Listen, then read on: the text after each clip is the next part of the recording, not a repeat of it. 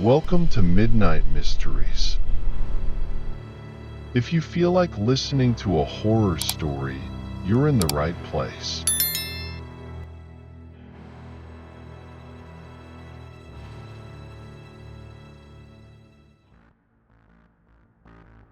Good evening to all of you who are listening, and welcome back to Midnight Mysteries. This evening, I am pleased to read, for the first time, a testimony sent to me by a user of this community. The user's nickname is Xenomorphobia.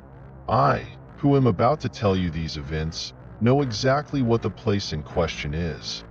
I know both the geographical area and the town, but by mutual agreement, we have decided not to disclose this information. It is time to begin. Stay until the end because we would like to have your opinion in the comments. Good evening and excuse me for the disturbance. I just wanted to tell you about my personal paranormal experience that I lived firsthand and, to tell the truth, also quite traumatic. It all happened on the night between April 15th and 16th of this year. Like every evening, I was going out to throw out the trash and took the opportunity to take a short walk on a little road near home. It's something I do often because I enjoy walking in the evening. You should know that along this path I pass in front of a very dense forest that, for safety reasons, is closed to the public by a gate. Saying it's closed is really an exaggeration, but the gate is there and indeed it is closed. While I was walking, I was listening to some voice messages that a friend had sent me. At the end of my usual walk, I had decided to go back home when I suddenly heard a strange noise. It was a somewhat muffled moan similar to that of a little girl crying. I always carry a pocket flashlight with me because that area is poorly lit and I often walk there talking on the phone or listening to voice messages, so I can't use the one on the phone. Anyway, worried by that moan, believing that someone was in trouble, I decided to climb over the fence.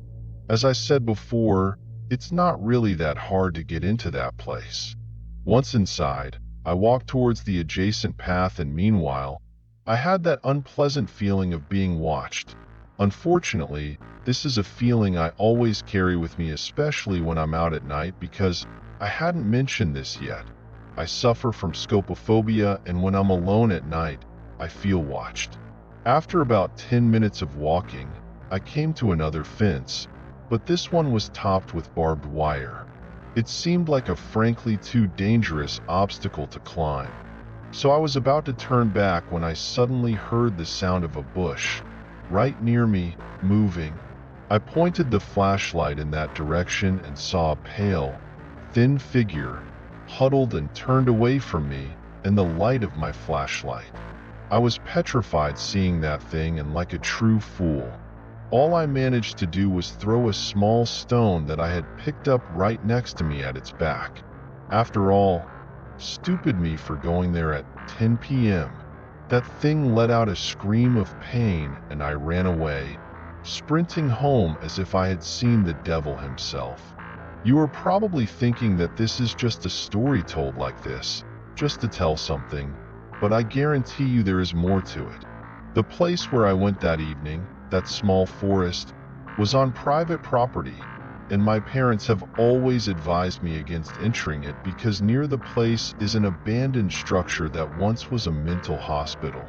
Once, out of stupidity, I tried to enter it again but ran away after seeing a couple of soldiers dragging someone or something by force. I look forward to your feedback on this event, and let me know what that thing could have been. I thank you in advance for your time. Best regards. Postscriptum. If you don't believe me, it doesn't matter. It means I will go investigate again on the spot. We have reached the end of this testimony, and of course, I advise to stay away from that forest. Let me know what you think and use the comments below to interact both with me and with the user who sent me this testimony.